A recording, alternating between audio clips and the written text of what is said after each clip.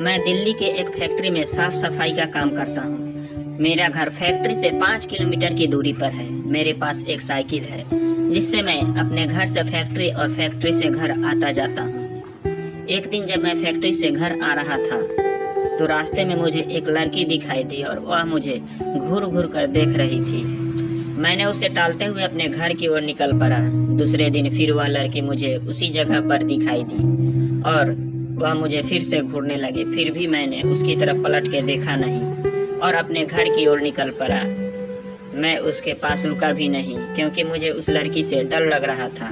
वह लड़की कई दिनों तक मुझे देखती रहती थी।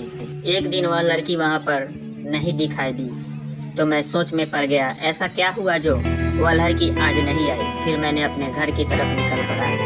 एक हफ्ते बाद मेरे घर पर एक चिट्ठी आई और मुझे पता चल गया था कि यह चिट्ठी उसकी ही है।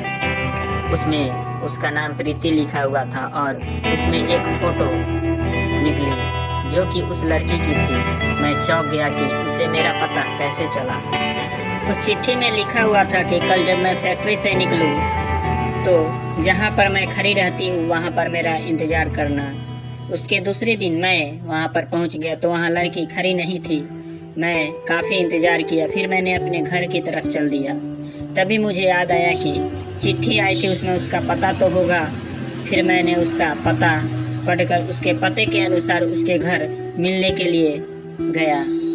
दरवाज़ा खोलते ही एक आदमी आया और बोला कि क्या काम है।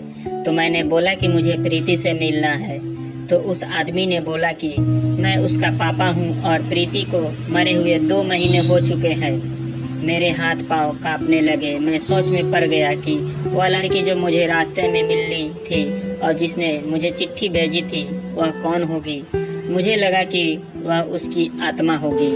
तभी प्रीति के पापा ने मुझे दिखाया कि देख लो, उसकी तस्वीर पर माला पड़ा हुआ था।